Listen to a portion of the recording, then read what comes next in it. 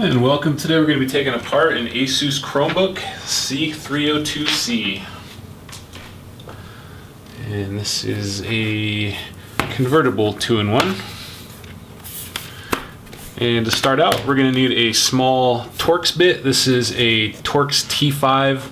And then once we get the bottom case off, then it should be just a small Phillips bit.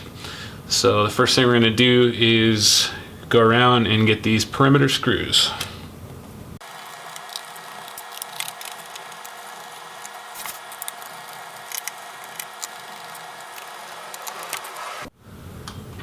Alright, once you have those perimeter Torx screws out, we also need to get a couple screws that are hidden underneath the back feet here.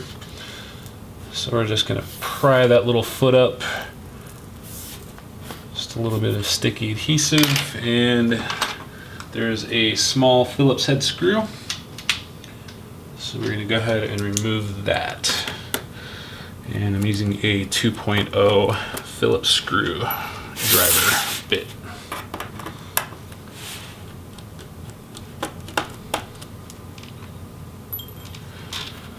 Alright, so once we get those screws out, I'll go ahead and put those feet back.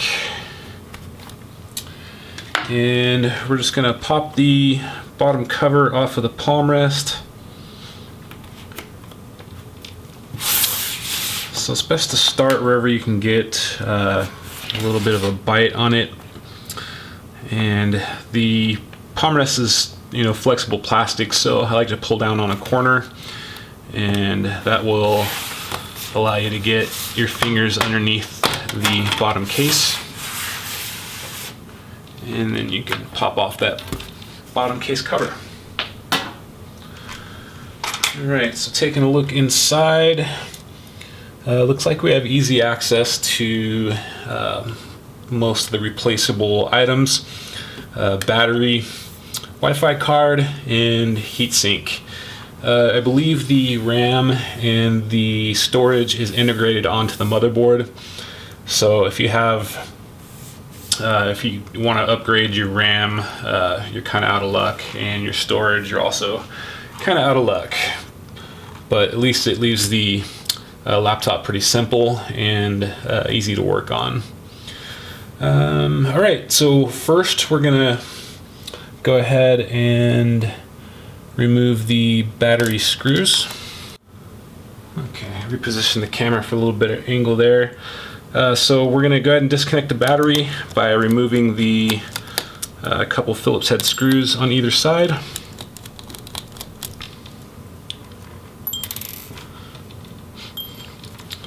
And then you just simply kind of lift up on the battery, and your connector just pops up and off, so you can actually just pull straight up on it and it will unclip from the motherboard.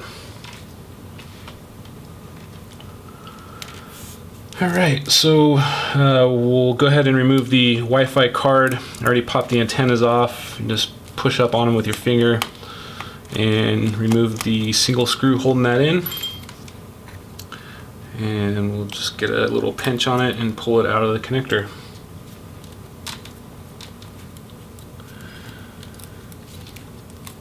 Alright, so I think the next thing we'll do is remove the heatsink.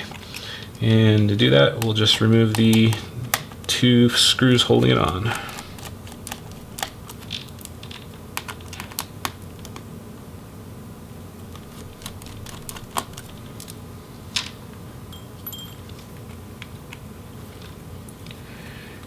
And once you have those screws off, you can just lift up and wiggle a little bit, and it will dislodge that thermal paste. And if you notice, there's no fan on this model, so I guess all of the cooling is just done passively through the long heatsink, which is interesting. Alright, so we'll go ahead and remove the in-out board next, and I'm going to disconnect the retainer here. Just flip up on that retainer bar, and then we can pull that ribbon free and then push it back down just to keep it from getting broken. And remove the Phillips screws.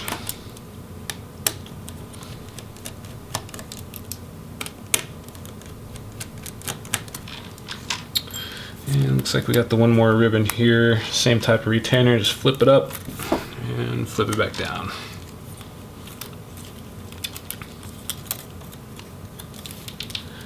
And one more screw in the back.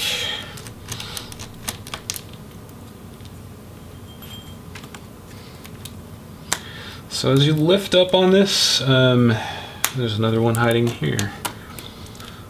So there's a total of about 5 screws holding on this in-out board here. So they definitely attach it pretty securely.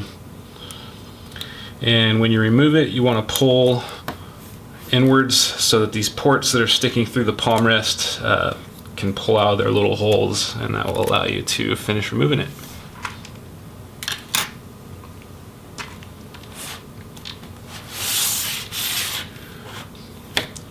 Right, so I think the next thing we'll do is get the motherboard ready for removal, and we'll just disconnect all of the cables that are attached to it. So for the display cable, they leave you a little handy loop here, so just pull straight up on that and it'll pop off.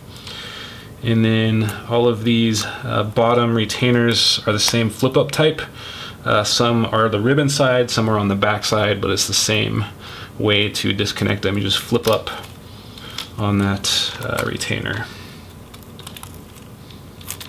And for the speakers, it just pulls straight out, and looks like maybe the webcam cable, same as the display cable, just pop it straight up and off.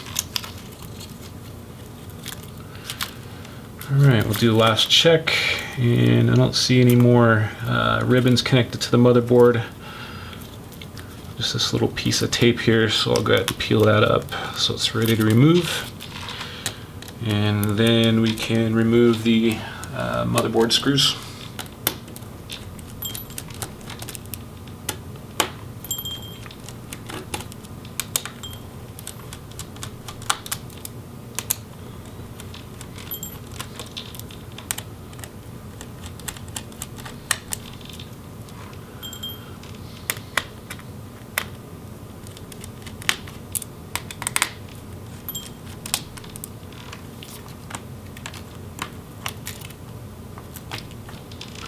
So on the outside here, they're kind of sneaky and just put a foam pad on top of it.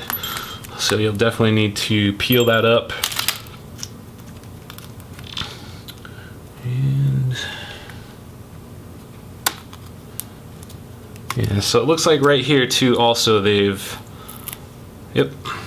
So this foam and piece of tape is also covering the last screw. So just keep in mind there's a couple hidden screws on this motherboard. Alright, so now that we have, it looks like all the screws out, we're just going to pull up on the inside part, and like before, pull those ports out of the palm rest assembly, and then we'll gently flip it over, make sure there's nothing attached to the bottom side, and that is how you remove the motherboard. Alright, so we'll take a look at the rest of the palm rest. The touchpad looks like it's replaceable. Left some Phillips screws there to remove it, and as with most these newer slim models, the keyboard is not removable. The backing plate is held on by melted plastic rivets, so once you break those, it's going to be a real pain to try to reattach any kind of new keyboard. So definitely buy the palm rest as an assembly. And we're going to go ahead and leave the speakers attached, but it looks like it's just a Phillips screw to remove those, and the Wi-Fi antennas are just held on with some adhesive. So the last thing we're going to do is separate the display assembly from the palm rest, and to do that you're going to open up the display all the way, and then we can remove those hinge screws.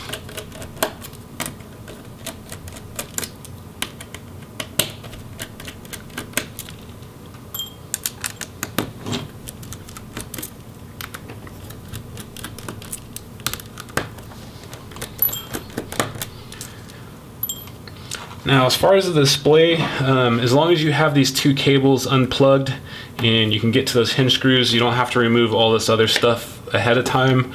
And I would definitely recommend replacing this display as a complete assembly instead of trying to take it apart and replace the screen yourself. but we're gonna give it a shot. Let's see here. So it looks like they've left a couple screws in the screen here to remove the bezel. So I think we're pretty much done with that palm rest.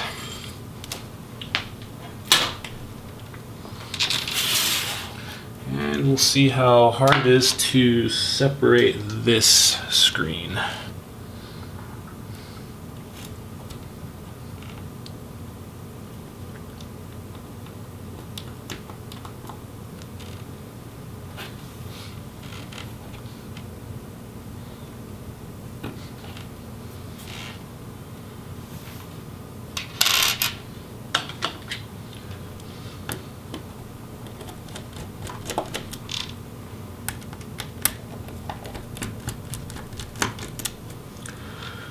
Alright, so we took off the 2 screw covers and then removed the 2 Phillips head screws.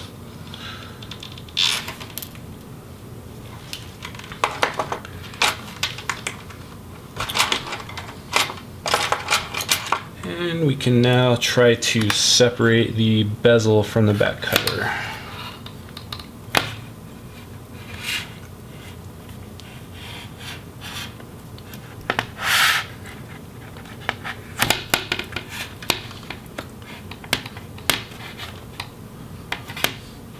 So depending on where you want to try to start, it's sometimes easier to just go right by where the hinge is, and that can usually get you a good bite.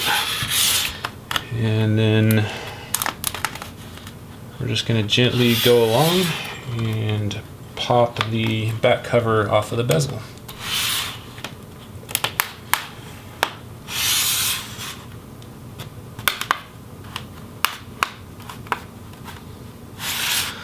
You definitely want to use a really thin tool for this part because you don't want to pry too far up on this really thin kind of bezel digitizer assembly. So finish popping that up and we can take a look inside. Looks like the hinges, just a few more Phillips head screws. The screen and digitizer you definitely want to buy as an assembly, because separating the two is going to be very hard. You would need a heat gun and to be very, very careful. But it looks like, you know, once you have these 2 parts separated, it's really easy to access whatever you need to on the inside. But as far as replacing your screen, definitely buy the screen and digitizer as an assembly. So that's all we needed from the inside. We're actually going to keep this as a complete unit. So we'll just pop it back together all the way around. And then we'll go ahead and reinstall the screws and screw covers later. So that is how you disassemble an Asus Chromebook C302C. So if this video helped you or you found it informative, please like and subscribe. Thank you.